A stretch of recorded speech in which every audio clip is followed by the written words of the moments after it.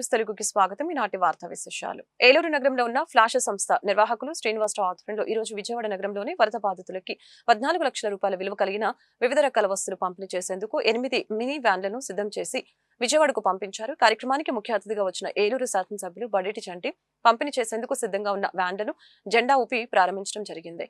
Flash సంస్థ మరెన్నో సేవా కార్యక్రమాలు చేస్తుందని కొనియాడారు.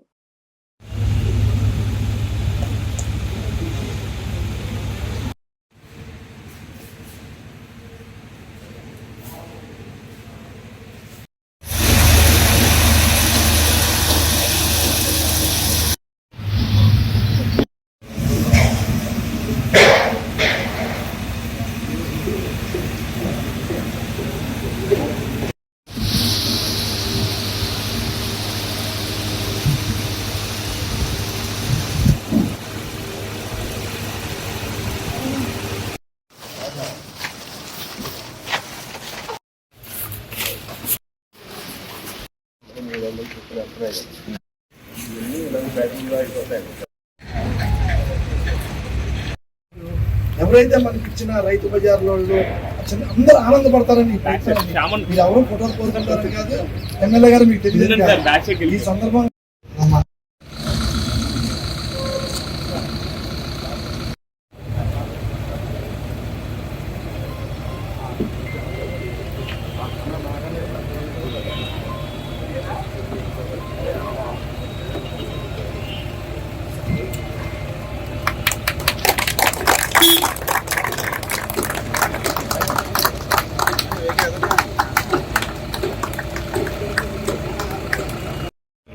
ఏలూరు నుంచి రమారమి 14 లక్షల రూపాయల దాకా వివిధ రూపేణ వాళ్ళకి వరద బాధితులకు అందించాలనే ఉద్దేశంతో ఒక్కొక్కరికి ఒక్కొక్క కిట్ కింద పరుపు, ఫ్యాను, బెడ్షీటు, అలాగే క్లాత్ ఇవన్నీ కూడా వాళ్ళకి అందజేయాలనే ఉద్దేశంతో గ్రౌండ్ లెవెల్లో వాళ్ళ టీములు కూడా తిరిగి ఎవరైతే ప్రభుత్వ సాయం అందినప్పటికీ కూడా ఇంకా ఇబ్బంది పడుతున్నారు, అవి అందినా కూడా చాలా వారు ఉన్నారని అనుకున్నారు, వాళ్ళకి ఇవ్వాలనే ఉద్దేశంతో ఇవాళ ఇక్కడి నుంచి 5 లారీల్లో మరి సామాగ్రిని పంపించడం జరుగుతుంది.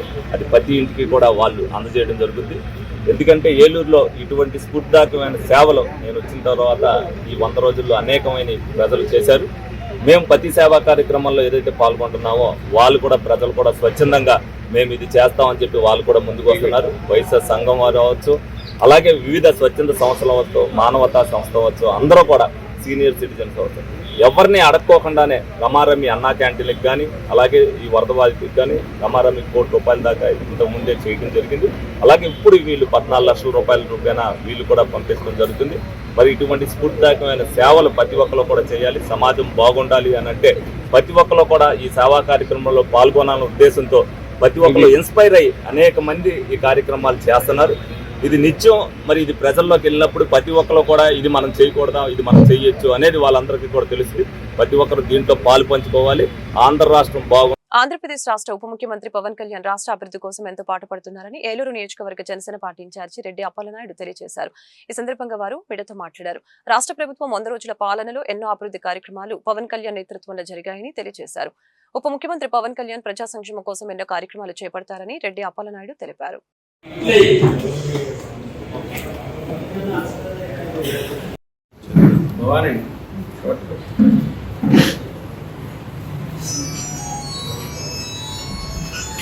కారణం ఏంటంటే మరి 100 రోజులు దాటినటువంటి ప్రభుత్వం, కూటమి ప్రభుత్వం, జనసేన, తెలుగుదేశం, బీజేపీ కూటమి ప్రభుత్వం మరి ఒక 100 రోజులు పరిపాలన మనం చూసినట్లయితే గత 5 సంవత్సరాలు 100 రోజులకి ఎంత డిఫరెన్స్ కనిపిస్తూ ఉంది అనే దానికోసం ఈరోజు ప్రెస్ మీట్ పెడుతుంది.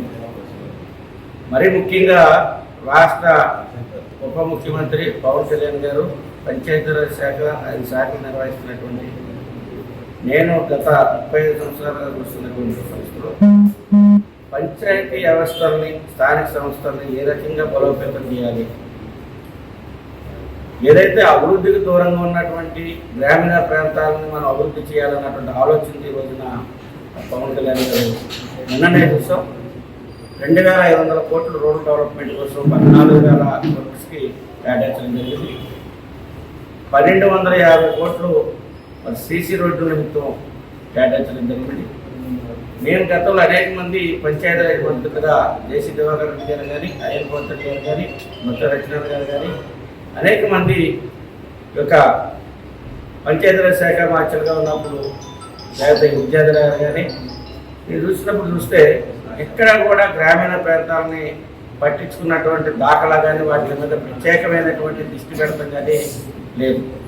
మరి రోజున పవన్ కళ్యాణ్ గారు వారికి ఉన్నటువంటి గ్రామీణ ప్రాంతాల మీద కానీ అభివృద్ధి పట్ల కానీ అంకిత భావంతో మరి ఈ రోజున అరకొర నిధులు ఉన్నప్పుడు కూడా మరి వచ్చినటువంటి 100 రోజుల్లోనే ఒకవైపున దాదాపు 3,750 కోట్ల రూపాయలు రోజున గ్రామీణ ప్రాంతాలకి అభివృద్ధి కోసం, రోడ్లు డెవలప్మెంట్ కోసం రిలీజ్ చేయడం అనేది ఒక నిదర్శనం, ఆదర్శానికి నిదర్శనం అనేది చాలా స్పష్టంగా ఉన్నటువంటి ముఖ్యమంత్రి నారా చంద్రబాబు నాయుడు గారు, టెక్నాలజీని వినియోగించి డెవలప్ చేసేటువంటి నారా చంద్రబాబు నాయుడు గారు ఒకవైపున సిద్ధాంతాలు, ప్రజల మనోభావాలు, ప్రజల ఆస్తికి ట్రస్ట్కి మనం ఒక చైర్మన్గా, ఒక అధికారులుగా మనం ఉండాలి తప్పించి దాన్ని దోపిడీ చేయకూడదు అనేటువంటి ఆలోచన ఏదైతే ఉందో పవన్ కళ్యాణ్ గారు మరి చాలా స్పష్టంగా చెప్పారు.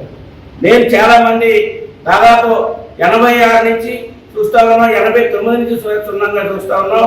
అనేక మంది మంత్రులు చూసాం, అనేక శాఖలు నేను చూస్తూ ఉన్నాను. అన్ని దీంట్లో కూడా ఎక్కడ కూడా నిధులు కేటాయించకుండా. ఏలూరు జిల్లా లింగపాలెం మండల పరిషత్ కార్యాలయంలో ప్రజల పరిష్కారానికి ప్రజావేదిక జరిగింది. ప్రజలతో ఎమ్మెల్యే రోషన్ కుమార్ మాట్లాడారు. గ్రామాల అభివృద్ధి నా అజెండా అని, గ్రీవెన్సలతో ప్రజా సమస్యల పరిష్కారం జరుగుతుందని తెలియజేశారు. ప్రతి ఫిర్యాదు యాప్ లో నమోదు చేయాలని తెలియజేశారు. అలాగనే ప్రజా పరిష్కారం ఉండాలని చింతలపూడి ఎమ్మెల్యే సొంగ రోషన్ కుమార్ తెలిపారు. ప్రజల నుంచి వినతులు స్వయంగా స్వీకరించి ప్రతి ఫిర్యాదు నమోదు చేసి పరిష్కారం చేయాలని ఎమ్మెల్యే అధికారులకి ఆదేశాలు జారీ చేశారు.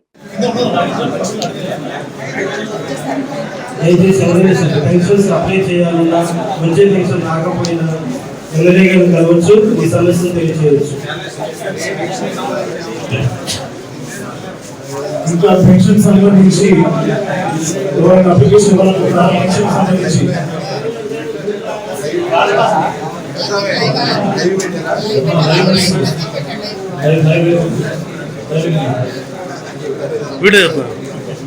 పెన్షన్ అయిపోతే నెక్స్ట్ హౌసింగ్ సమస్య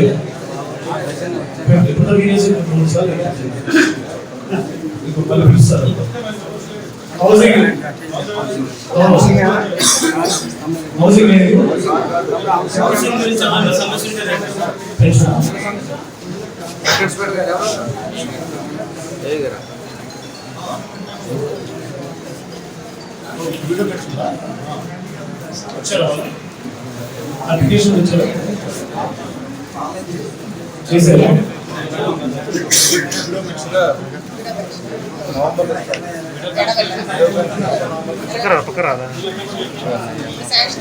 నవంబర్లో అప్లై చేసుకుని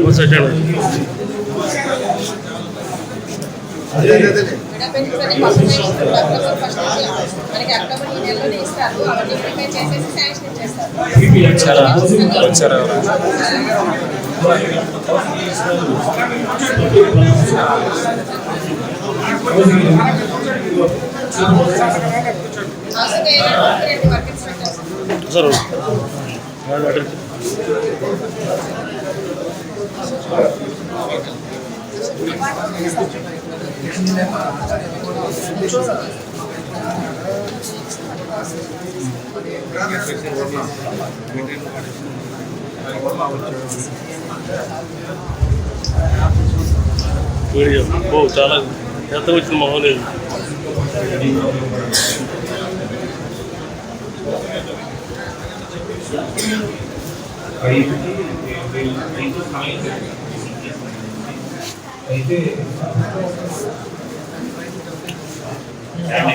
బియ్యం గింజలపై అక్షరాలు రాయటం, అగ్గిపుల్లల మీద బొమ్మలు గీయటం వంటి మైక్రో ఆర్ట్స్ పిల్లలు పెద్దలు ఎవరైనా నేర్చుకోవచ్చని ఏలూరులోని హెలాపురి బాలోత్సవం ఆహ్వాన సంఘం అధ్యక్షులు ఆలపాటి నాగేశ్వరరావు తెలియజేశారు.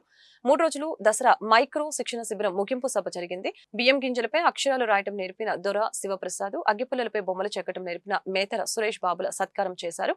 సభలో ప్రత్యేక బాలికల హైస్కూల్ ప్రధానోపాధ్యాయులు Sriram, teacher Sudhakar, karate black belt holder G Prasad, Sandhyarani మాట్లాడారు.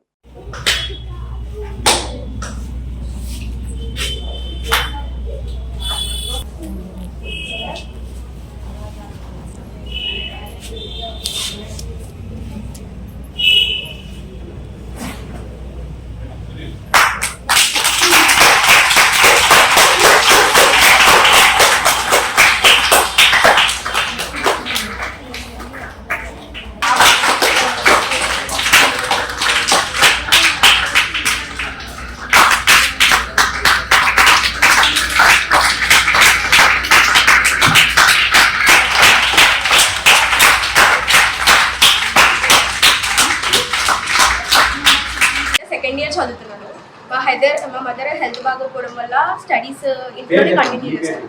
అసలు బియ్య గింజ మీద రాయటమే గ్రేట్ కదా, అలాంటిది మీరు వచ్చి మొత్తం బియ్య గింజ మీద ఒక పేరు రాపించి నేర్పించారు అసలు. కానీ దీన్ని మార్కెటింగ్గా రేపు పొద్దున ఎప్పుడైనా బయటకు వెళ్ళి జీవనోపాధిగా జస్ట్ ఫ్రెండ్స్కి కానీ గిఫ్ట్స్ ఇచ్చుకోవడానికి కానీ నేర్చుకున్నందుకు ఉపయోగం ఉంది. ఎలాగైనా కీ చైన్ తయారు చేశాను, రేపు మార్కెటింగ్ చేసుకొని ఏదైనా. నా పేరు పార్నిత, నేను 6వ తరగతి చదువుతున్నాను పిఎంశ్రీ కేంద్రీయ విద్యాలయ స్కూల్లో. నేను పెద్దయ్యాక ఒక ఆర్ట్ టీచర్ అవుదాం అనుకుంటున్నాను. దానికి చాలా యూజ్ అవుతాయి. Thank you sir teachers. My name is ప్రావీణ్య, నేను డిగ్రీ 3rd ఇయర్ చదువుతున్నాను. ఈ డేస్లో ఆన్లైన్ ఎవ్రీథింగ్ ఖాళీ దొరికితే పిల్లలైనా పెద్దలైనా గేమ్స్ కానీ షాపింగ్ కానీ ఏదైనా ఆన్లైన్. హాలిడేస్ వస్తే ఓకే హాలిడేస్ కదా ఫోన్ దొరుకుద్ది, అంతేగాని వర్క్స్ చేద్దాము అది చేద్దాము నేర్చుకుందాం అన్న ఇంట్రెస్టే లేదు పిల్లల్లో. ఏదైనా సరే మొబైల్ అడిక్ట్ అయిపోతున్నారు. ఇలాంటి ప్రోగ్రామ్ వల్ల లిటరల్లీ ఇక్కడ ఉన్న పిల్లలందరూ ఉన్న 2 hours ఎలాంటి ఫోన్ కానీ వాటి మీదకి వెళ్ళకుండా వీటి మీద కాన్సన్ట్రేషన్ చేసి వీటి మీద ఇంకా మేము నేర్చుకొని అగ్గిపుల్ల మీద కానీ బియ్యం గింజ మీద కానీ అది పక్కన పెడితే ఇప్పుడు ఫస్ట్ దీని గురించి ఎక్స్ప్లెయిన్ చేస్తాం. ఇది ప్లాస్టిక్ కిచెన్. ప్లాస్టిక్ కిచెన్ ఇది దీనివల్ల ఉపయోగం ఏంటంటే మీరు రాసింది కిచెన్ మీరు సేవ్ చేసుకోవాలనుకుంటే ఎవరికైనా గిఫ్ట్ ఇవ్వాలన్నా కానీ ఇది మార్కెట్లో దొరుకుతుంది.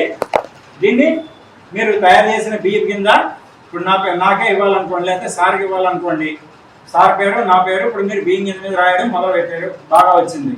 అది సార్కి ఇవ్వాలనే దృష్టి మీకు వచ్చినప్పుడు ఈ యొక్క ప్లాస్టిక్ కీచైన్ అనేది బ్యాక్ సైడ్ దీనికి ఓపెన్ అనేది ఉంటుంది. మీకు స్పష్టంగా అంటే మీకు క్లియర్గా చూపించాలనుకుంటే దగ్గరకు వచ్చి చూస్తే దీని గురించి కనబడుతుంది. వెనకాల సీల్ ఉంటుంది. ఆ సీల్ ఓపెన్ చేస్తే లోపల లిక్విడ్ ఉంటుంది. ఈ లిక్విడ్లో మీరు తయారు చేసిన బియ్యం కింద ఆ లిక్విడ్లో వేయాలి. ఒకవేళ మీరు తీసేటప్పుడు కనుక లిక్విడ్ అదేవిధంగా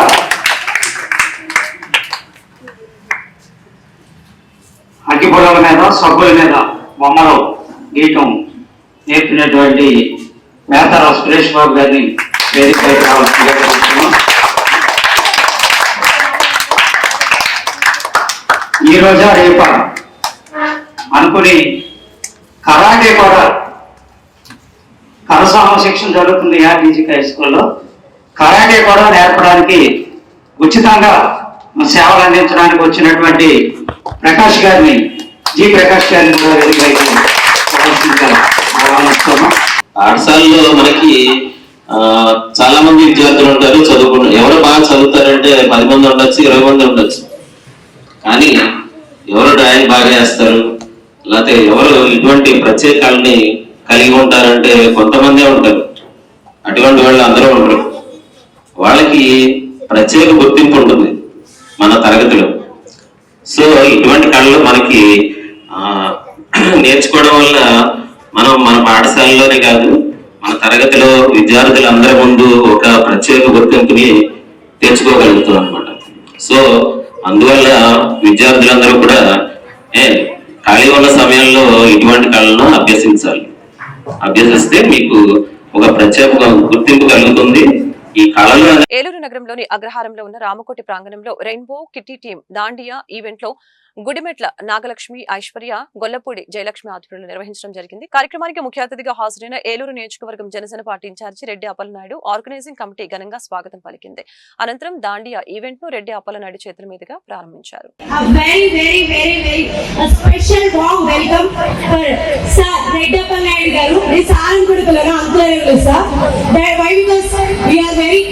ఎందుకంటే మా యూత్ ఇంత బాగా ఎంకరేజ్ చేశారు. ఎవ్రీ టైం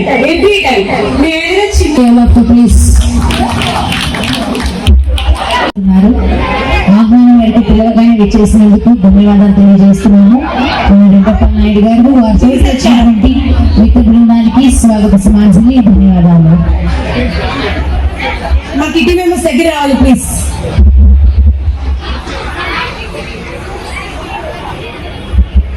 సరే చూద్దాం.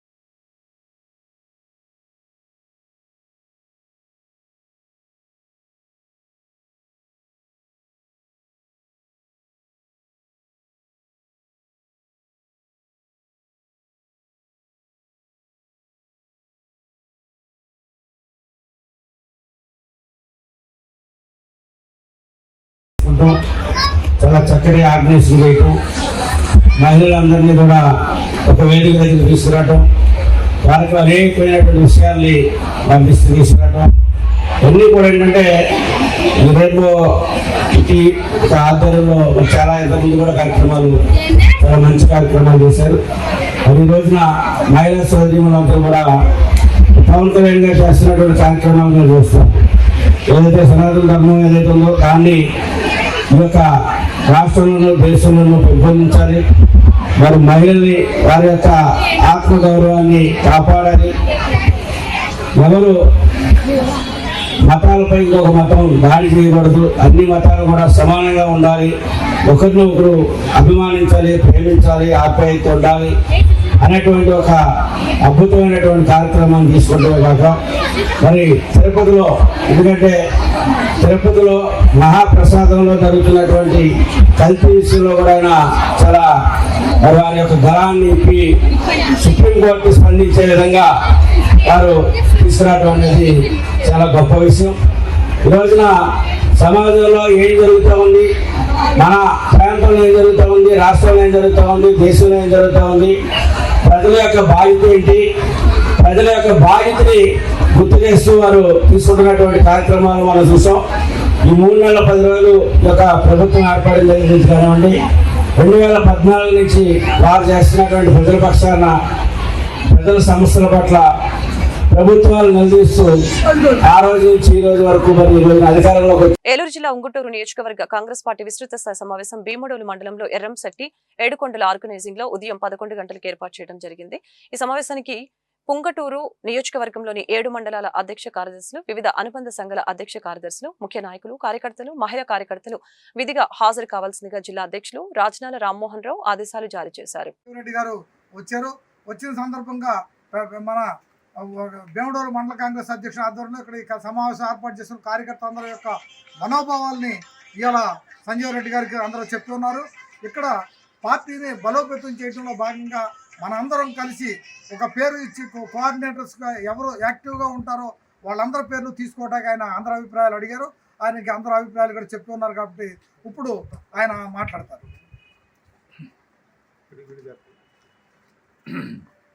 అందరికీ నమస్కారం అండి.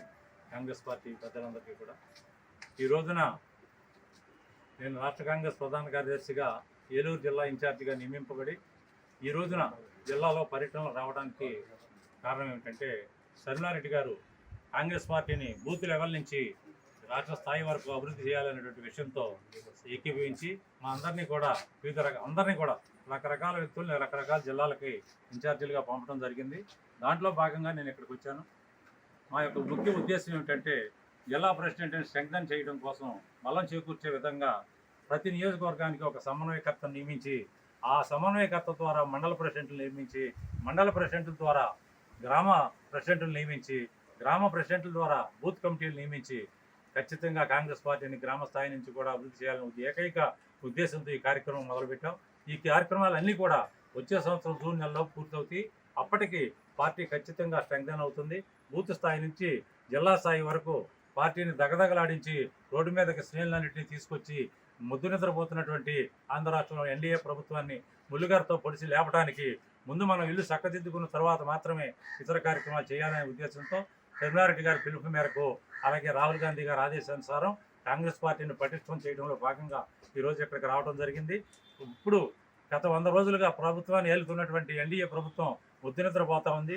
2-3 విషయాల్లో కొన్ని చేసినప్పటికీ కూడా ఈ సామాజిక పెన్షన్లు, ఉద్యోగస్తులకు జీతాలు, రిటైర్ అయిన ఉద్యోగులకు జీతాలు తప్ప పెన్షన్లు తప్ప వీళ్ళు పెద్దగా వరకదోసిందేమీ లేదు. వాళ్ళ మీద వీళ్ళు వీళ్ళ మీద వాళ్ళు ఎత్తిపొడుచుకోవటం, లడ్డు అని అదని ఇదని నానా ఆగం చేసుకుంటున్నారు తప్ప పరిపాలన మీద వీళ్ళు దృష్టి పెడతలేదు. ఖచ్చితంగా నిన్న సరినారెడ్డి గారు విశాఖపట్నంలో అల్టిమేటం ఇస్తే 4200 మందిని వెంటనే మళ్ళీ విధుల్లోకి స్టీల్ ప్లాంట్ తీసుకుందంటే అది సరినారెడ్డి గారికి ఉన్నటువంటి పటిష్టమైనటువంటి నాయకత్వం. ఇప్పటి వరకు మనకు సరైన నాయకత్వం లభించలేదు. సరినారెడ్డి గారి రూపంలో మనకు తిరుగులేనటువంటి నాయకత్వం మనకు వచ్చింది.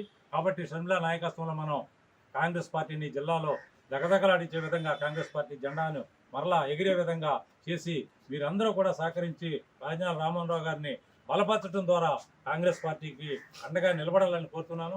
ప్రతి ఒక్కరూ కూడా ఇదే ఉద్దేశంతో పనిచేస్తే మన పార్టీని ముందుకు తీసుకు. పశ్చిమ గోదావరి జిల్లా భీమవరం పట్టణంలోని శ్రీ మావులమ్మ అమ్మవారి దేవస్థానంలో దేవీశర నవరాత్రి ఉత్సవాలు వైభవంగా జరుగుతున్నాయి. ఈ ఉత్సవాల్లో భాగంగా ఈ రోజు శ్రీ అమ్మవారిని గాయత్రీదేవి అలంకరణలో దర్శనమివ్వడం జరిగింది. ఈ సందర్భంగా సహాయ కమిషనర్ బుద్ధ మహాలక్ష్మి నగేష్ భక్తులకి కావాల్సిన అన్ని ఏర్పాట్లను చేశారు. ఆలయ సహాయ కమిషనర్ బుద్ధ మహాలక్ష్మి నగేష్ అందరికీ శేషవస్త్రం ప్రసాదాలని అందజేశారు.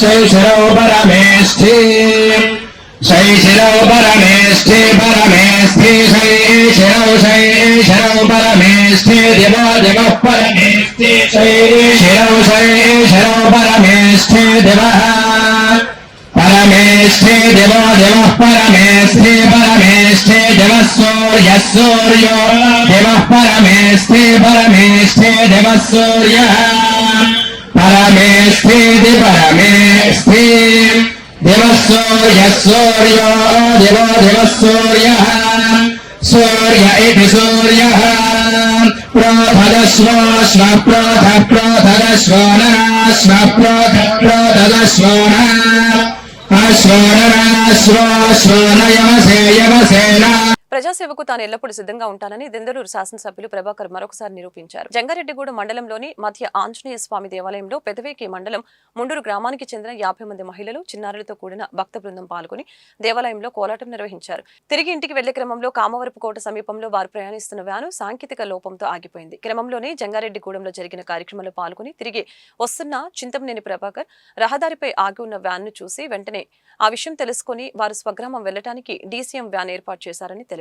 వారంతా ఇంటికి చేరేలా చర్యలు తీసుకున్నారు. తమ అవసరాన్ని గుర్తించి అడగకుండానే నేను ఉన్నాను అంటూ అండగా నిలిచిన దెందులూరు ఎమ్మెల్యే చింతమనేని ప్రభాకర్ కి చిన్నారులు మహిళలు కృతజ్ఞతలు తెలిపారు.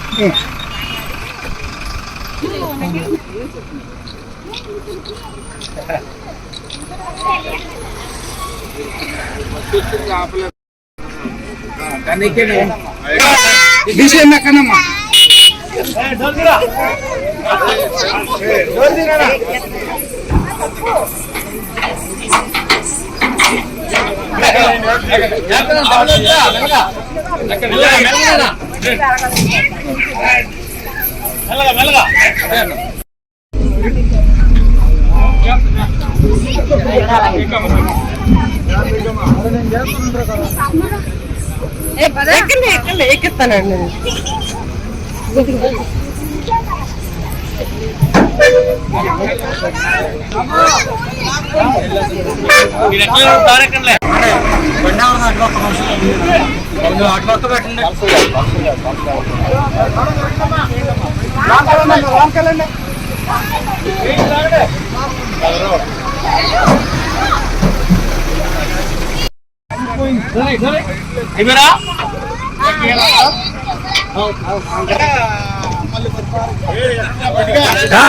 విజయవాడలో ఈ నెల 18వ తేదీన జరిగే ఐఎఫ్టియు రాష్ట్ర సదస్సు జయప్రదం చేయాలని ఐఎఫ్టియు ఏలూరు నగర సహాయ కార్యదర్శి ఘంటసాల రాంబాబు పిలుపునిచ్చారు. అంతేకాకుండా కేంద్ర ప్రభుత్వం ప్రవేశపెట్టిన 4 లేబర్ కోడ్లని రద్దు చేయాలని డిమాండ్ చేశారు.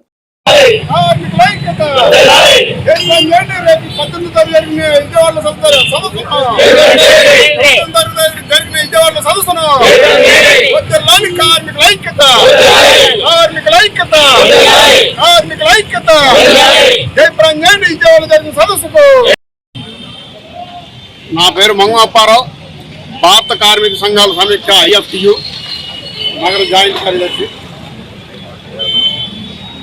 ఈరోజు కార్మికుల్లో జరుగుతున్న కేంద్రం తెచ్చిన చట్టాన్ని దాన్ని వ్యతిరేకిస్తూ ఏలూరులో వైముచ్చల్ సెంటర్లో పార్కుల ఆవిష్కరణ జరుపుతున్నాం. ఏలూరు నగర కమిటీ తరఫున అదేవిధంగా ఈ 4 లేబర్ కోడ్లు అయితే ఏదైతే తెచ్చారు కేంద్రం, అది రద్దు చేసే వరకు కార్మికుల అందరూ కలిసికట్టుగా లేచి. నా పేరు రాంబాబు, హమాలీ జట్టు కార్మిక సంఘం కార్యదర్శి.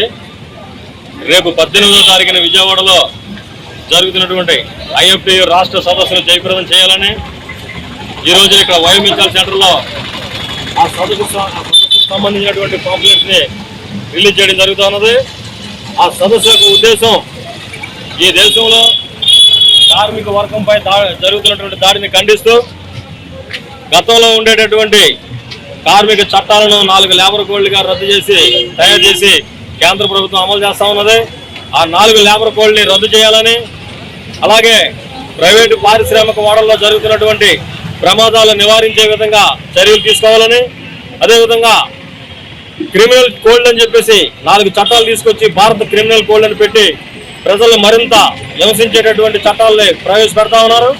ఆ క్రిమినల్ కోడ్ని కూడా రద్దు చేయాలని, అదేవిధంగా ఉద్యోగ ఉపాధి భద్రతతో కూడినటువంటి సమగ్ర చట్టం కార్మికులకు తేవాలని, దానిలో భాగంగానే ఇప్పుడు ఏదైతే ప్రైవేట్ సెక్టార్లో పనిచేస్తున్నటువంటి కార్మికులకు కనీస వేతనం కేంద్ర ప్రభుత్వం తీసుకొచ్చినటువంటి చట్టం ప్రకారంగానే 26,000 రూపాయలు కనీస వేతనం ఇవ్వాలని చెప్పేసి, ఇంకా అలాగే వివిధ డిమాండ్లతో దాదాపుగా 23 డిమాండ్లతో రేపు కేంద్ర. ఏలూరు జిల్లా మండవల్లి మండలంలోని దయ్యంపాడు గ్రామానికి చెందిన తానేటి నాగలక్ష్మి అనే మహిళకు ఆపరేషన్ చేసి ఫెయిల్యూర్ అయిన సిరి హాస్పిటల్ యాజమాన్యం సదరు మహిళకు నెల క్రితం గర్భసంచి కింద గడ్డలా వచ్చిందని ఏలూరులోని సిరి హాస్పిటల్కి తీసుకువెళ్లారు. ఆపరేషన్ చేయాలని చెప్పారని, అయితే ఎటువంటి టెస్టులు లేకుండా ఆపరేషన్ చేశారని అన్నారు. ఆ తర్వాత 11వ రోజు వరకు హాస్పిటల్లోనే ఉంచారని, ఆ తర్వాత డిశ్చార్జ్ చేసి ఇంటికి వెళ్లగా మూర్త విసర్జన రావటం లేదని డాక్టర్ని సంప్రదించగా ఆ డాక్టర్ మేమేం చేయలేమని చేతులెత్తేశారని బాధితులు తెలియజేస్తున్నారు.